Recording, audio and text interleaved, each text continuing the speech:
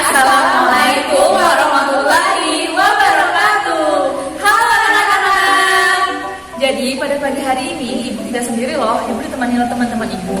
Perkenalkan dulu ya, nama Ibu adalah Wirda Maksuratul Naimah. Di sini kita akan membahas mengenai sistem pernafasan. Kita mulai dari sebelah sini ya Bu. Halo, nama Ibu Nur Rahmawati. Di sini Ibu akan menjelaskan mengenai gangguan sistem pada pernapasan dan cara menjaga kesehatan sistem pernapasan. Berikutnya, Halo anak-anak, perkenalkan nama Ibu Eka Nur Aini. Di sini Ibu akan menjelaskan tentang pengertian pernapasan dan fungsi-fungsi pernapasan. Selanjutnya, Di sini Ibu sendiri akan menjelaskan mengenai proses inspirasi dan ekspirasi beserta dengan volumenya. Selanjutnya, perkenalkan nama Ibu Minawati. Di sini Ibu akan membahas tentang perbedaan pernapasan dada dan pernapasan perut. Yang kedua yaitu hal-hal yang mempengaruhi kecepatan pernapasan manusia. Baik, langsung saja kita simak materinya. Assalamualaikum anak-anak. Nah, di sini Ibu akan menjelaskan tentang apa itu pernapasan, jenis-jenis organ pernapasan, dan fungsi pernapasan. Nah, yang pertama Ibu akan menjelaskan tentang bernapas. Coba kalian praktikkan cara bernapas. Ya, seperti itu. Nah, kalian tadi kan mempraktikkan cara bernapas tadi, memasukkan udara melalui hidung, lalu mengeluarkan udara melalui hidung ataupun mulut. Nah, jadi bernapas merupakan proses memasukkan oksigen ke dalam tubuh, lalu mengeluarkan karbon dioksida atau biasa disebut dengan CO2 ke luar tubuh. Selanjutnya, Ibu akan menjelaskan tentang jenis-jenis organ pernapasan dan fungsi-fungsi organ pernapasan. Yang pertama ada rongga hidung. Nah, fungsi dari rongga hidung yang pertama, tempat udara lewat melalui lubang hidung lalu menuju ke ruang hidung. Yang kedua ada rambut pada dinding hidung. Nah, fungsi dari rambut pada dinding hidung yaitu mencegah partikel debu dan partikel lain di udara yang masuk ke dalam hidung. Nah, yang ketiga terdapat pembuluh darah yang berada di rongga hidung. Dari pembuluh darah yang berada di rongga hidung yaitu menghangatkan udara yang masuk. Nah, yang keempat, sekris mukrosa. Sekris mukrosa atau biasa yang kita sebut dengan ingus. Nah, di sini fungsinya ialah membasahi udara dan menangkap mikroorganisme merugikan. Jenis organ pernapasan yang kedua yaitu pangkal tenggorokan atau biasa disebut dengan faring. Nah, fungsi dari faring ialah yang pertama meneruskan udara dari rongga hidung. Yang kedua ada epiglotis. Fungsinya ialah mencegah masuknya makanan ke dalam trachea. Nah, organ pernapasan yang ketiga yaitu batang tenggorokan atau trachea. Nah, fungsi dari batang tenggorokan atau trachea ialah meneruskan udara dari faring. Yang keempat ada cabang batang tenggorokan atau biasa disebut dengan bronkus. Nah, fungsi dari bronkus di sini ialah meneruskan udara dari trachea. Yang kelima ada paru-paru atau pulmo. Nah, di sini fungsi dari paru-paru atau biasa disebut dengan pulmo ialah menyediakan area permukaan besar untuk difusi oksigen dan karbon dioksida dari udara ke dalam aliran darah. Organ yang keenam ialah alveolus. Nah, di sini fungsi dari alveolus ialah tempat difusi oksigen dan karbon dioksida dari udara ke dalam aliran darah. Selanjutnya, saya akan menjelaskan tentang jenis-jenis fase respirasi. Nah, di sini fase respirasi dibagi menjadi 3, yaitu eksternal, internal, dan respirasi sel. Nah, yang pertama ada fase respirasi eksternal. Nah, fase respirasi eksternal adalah proses pernapasan yang terjadi dalam paru-paru. Di sini, paru-paru dibungkus oleh 2 selaput yang disebut dengan pleura. Nah, pleura berfungsi sebagai pelindung paru-paru dari gesekan saat mengembang dan mengempis. Paru-paru tersusun oleh bronchioles, alveolus, dan jaringan elastis dengan daerah permukaan dalam yang begitu lebar untuk pertukaran gas. Yang kedua ada fase respirasi internal. Nah, fase respirasi internal ialah pertukaran gas antara sel darah merah di dalam pembuluh darah kapiler dengan jaringan di dalam tubuh. Yang mana oksigen dan karbon dioksida bergerak berlawanan. Nah, di sini oksigen berdifusi dari darah ke dalam sel, sedangkan karbon dioksida berdifusi dari dalam sel menuju darah. Yang ketiga ialah fase respirasi sel. Nah, di sini fase respirasi sel ialah proses perombakan molekul organik kompleks yang kaya akan energi potensial menjadi sebuah produk ilmiah yang berenergi lebih rendah pada tingkat seluler. Dalam fase ini, oksigen bereaksi dengan glukosa. Di sini saya akan melanjutkan pembahasan mengenai proses pernafasan. Sebelum saya melanjutkan, kita saksikan dulu video berikut ini. Hari ini aku akan menjelaskan proses pernapasan pada manusia loh. Disimak ya. Pernapasan pada manusia adalah kegiatan yang menghirup udara yang mengandung oksigen atau O2 dan mengeluarkan karbon dioksida atau CO2. Dalam proses pernapasan pada manusia, kita memerlukan alat-alat pernapasan. Alat-alat ini bisa kita singkat dengan Hi, T, Ru. Hi, hidung. T, tenggorokan. Ru, paru-paru. Hi, hidung. Perjalanan udara memasuki paru-paru dimulai ketika udara melewati hidung. Di lubang hidung, udara disaring oleh rambut-rambut halus. T. Tenggorokan. Setelah melalui rongga hidung, udara akan melewati tenggorokan.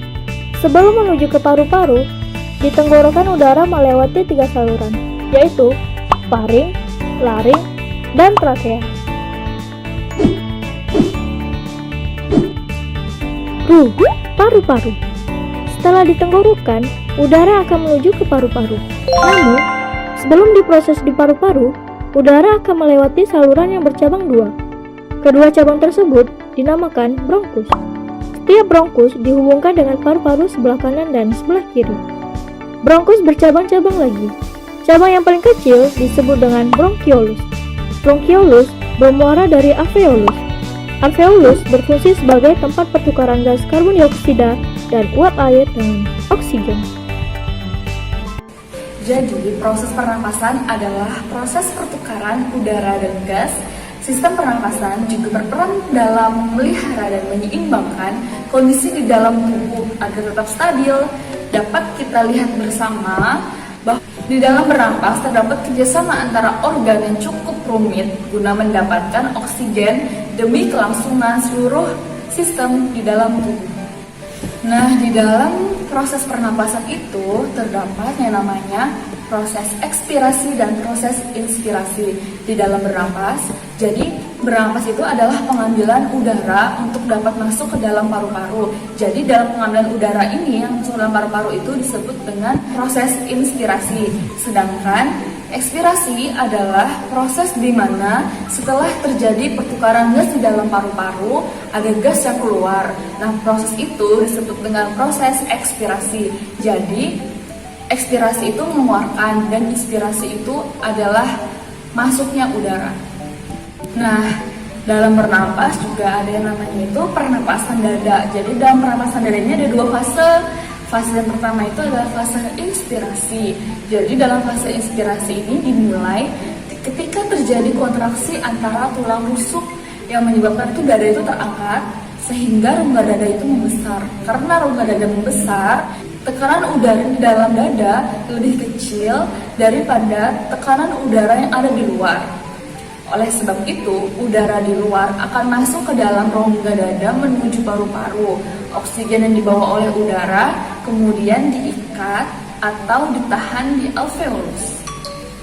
Nah, setelah adanya proses inspirasi yang pertama tadi, maka lanjut lagi dengan proses ekspirasi yang ada di dalam dada. Jadi, otot antara tulang rusuk itu mengalami relaksasi sehingga rongga dada itu menyempit dan paru-paru itu mengecil. Karena rongga dada menyempit, tekanan dalam rongga dada itu lebih besar dibanding dengan tekanan udara yang ada di luar.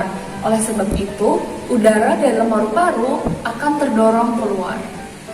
seperti gambar yang ada di samping ini. Pernapasan yang kedua itu adalah pernapasan perut. Nah, di dalam pernapasan perut ini juga terdapat dua fase, yaitu fase inspirasi dan fase ekspirasi. Pada fase inspirasi itu terjadinya kontraksi pada diafragma, sehingga diafragma itu tertarik ke bawah menjadi datar. Hal ini itu menyebabkan rongga dada manusia itu membesar, sehingga tekanan rongga dada itu menjadi lebih kecil dibanding tekanan udara yang ada di luar. Oleh sebab itu, udara di luar itu kemudian masuk ke dalam paru-paru. Setelah berlangsungnya fase inspirasi itu berlanjut ke fase ekspirasi dalam pernapasan perut, yaitu ketika diafragma itu mengendur lalu naik karena mengalami relaksasi. Hal ini menyebabkan rongga dada itu mengecil dan tekanannya menjadi lebih besar dari tekanan udara yang ada di luar. Oleh sebab itu, udara di dalam paru-paru akan terdorong keluar. Ini kita lihat bersama. Ini adalah tabel mengenai volume dan kapasitas paru-paru pada manusia.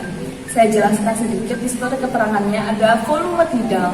Jadi dalam volume tidal itu sama dengan volume udara dengan inspirasi maupun diekspirasi dalam setiap kita bernafas normal.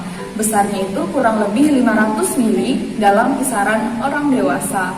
Kemudian ada yang namanya volume cadangan ekspirasi.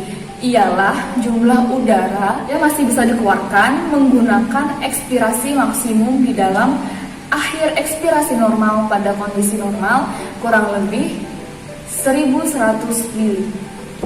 Yang ketiga yaitu adalah volume cadangan ekspirasi, yaitu sama dengan volume udara ekstra yang menginspirasi sesudah volume tidal dan kadang dapat mencapai kurang lebih 3000 mili. Dan yang keempat yaitu adalah volume residu, yaitu sama dengan volume udara dengan masih tetap ada di dalam paru-paru sesudah ekspirasi kuat kurang lebih 1200 mili. Tadi kan kita membahas mengenai volume paru-paru, sekarang kita akan membahas mengenai kapasitas paru-paru. Jadi kapasitas paru-paru manusia itu yang pertama ada yang namanya kapasitas inspirasi. Kapasitas inspirasi ini sama dengan volume tidal ditambah dengan volume cadangan inspirasi. Besarnya kurang lebih 3.500 mili. Kemudian ada yang namanya kapasitas residu fungsional, adalah sama dengan volume cadangan inspirasi ditambah dengan volume residu. Maka hasilnya kurang lebih 2.300 mili. Kemudian yang ketiga, ada yang namanya kapasitas vital, sama dengan volume cadangan ekspirasi, kurang lebih 4.600 mili. Dengan mengisi paru dengan maksimal, kemudian mengeluarkannya dengan banyak sekali, maka bertemulah dengan kapasitas vital. Kemudian ada yang namanya kapasitas vital paksa. Kapasitas vital paksa ini sama dengan volume total dari udara yang dihembuskan dari paru-paru sesudah inspirasi maksimum yang diikuti dari ekspirasi paksa minimum. Jadi, setiap manusia itu mempunyai kapasitas total pada volume paru-paru ini berbeda. Akan tetapi secara umum, kita mempunyai volume yang rata-rata. Baik, di sini Ibu akan menjelaskan tentang perbedaan pernapasan dada dan pernapasan perut. Pernapasan dada adalah pernapasan yang melibatkan otot antar tulang rusuk dan otot antar tulang rusuk luar berperan mengangkat.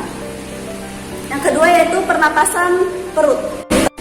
Pernapasan perut adalah pernapasan yang mekanismenya melibatkan aktivitas otot-otot diafragma yang membatasi rongga perut dan rongga dada. Selanjutnya yaitu hal-hal yang mempengaruhi kecepatan pernapasan perut. Walaupun prosesnya sama di setiap manusia, rupanya terdapat beberapa faktor yang dapat mempengaruhi frekuensi pernapasan pada manusia. Jadi frekuensi pernapasan pada manusia dikontrol oleh bagian otak yang disebut dengan medula oblongata. Nah, medula oblongata itu terdapat sel-sel yang sangat peka terhadap kadar karbon dioksida dalam darah. Nah, ketika kadar karbon dioksida dalam darah itu meningkat hingga di atas normal.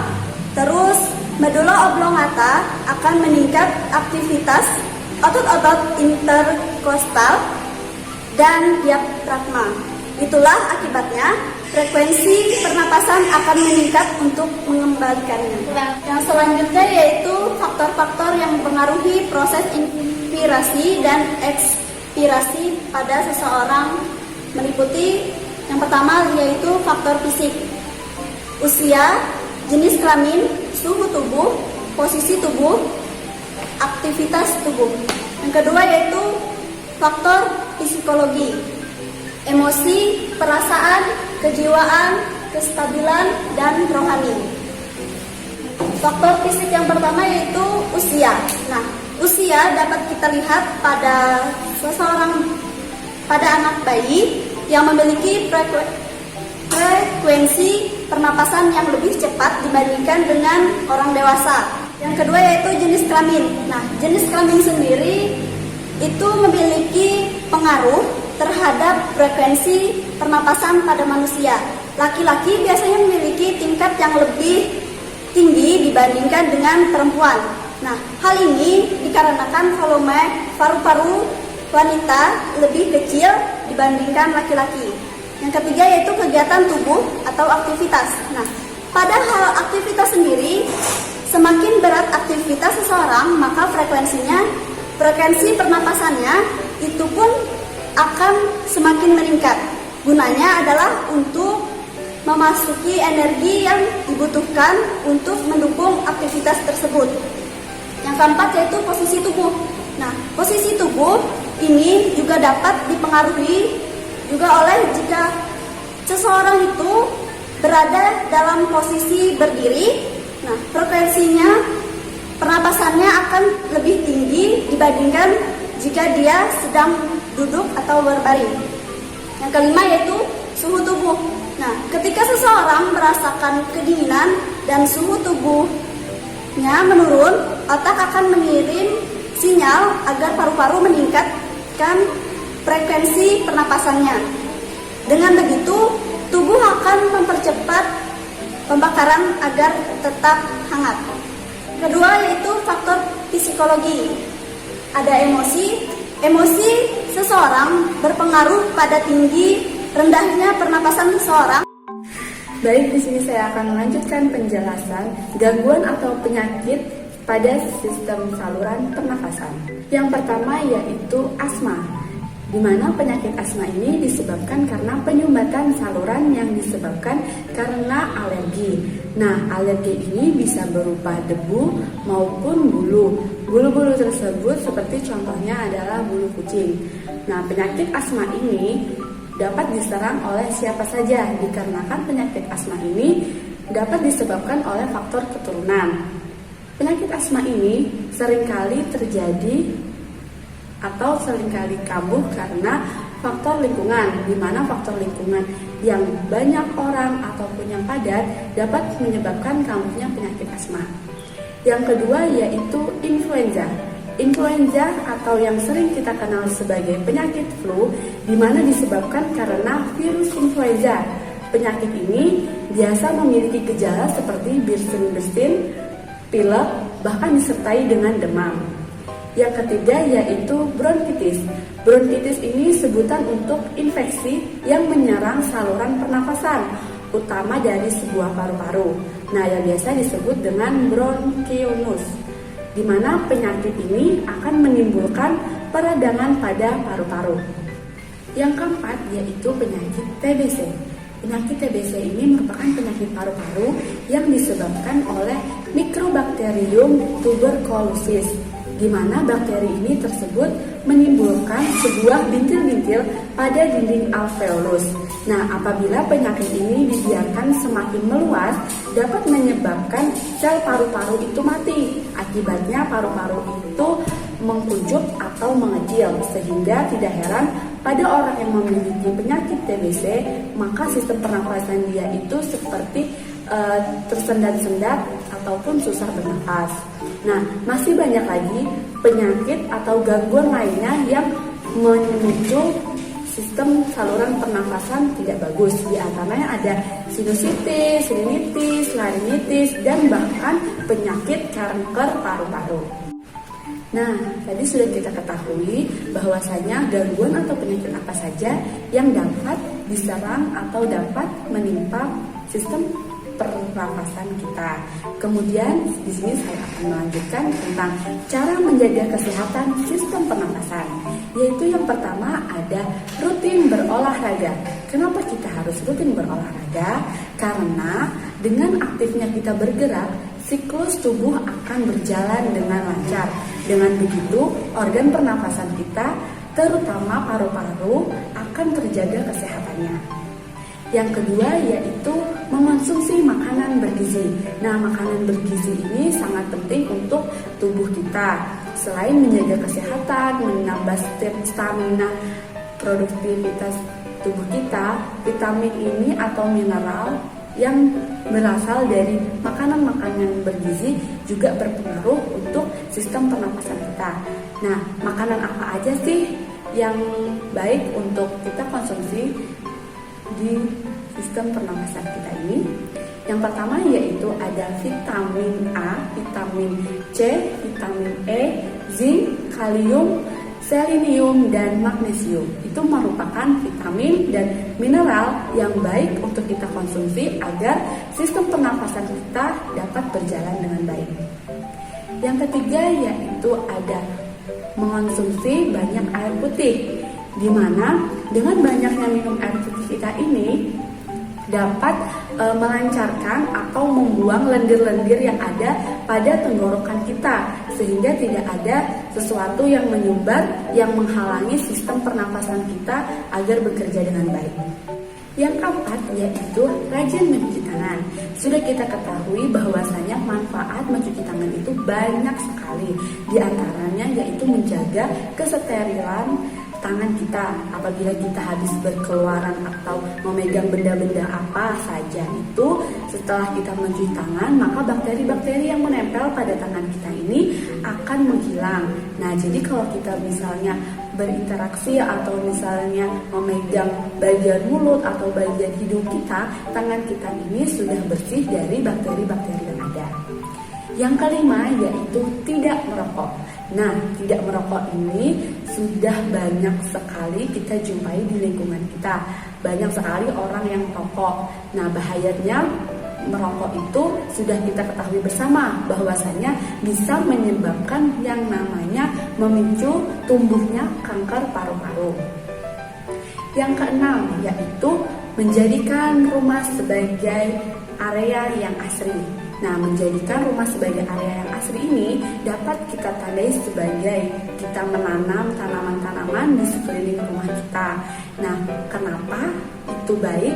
Dikarenakan tanaman akan membantu meningkatkan produksi oksigen di udara dan menyaring polusi serta racun yang ada di udara, sehingga dapat menjadikan sistem pernapasan kita ini berjalan dengan baik. Nah, sekian materi yang telah saya berikan. Sampai jumpa. Baik, itu dia penjelasan dari kami untuk pembelajaran kita pada pagi hari ini mengenai sistem pernafasan pada manusia. Semoga apa yang sudah kami jelaskan bermanfaat buat anak-anak sekalian. Tetap semangat, jangan lupa belajar. Wassalamualaikum warahmatullahi wabarakatuh.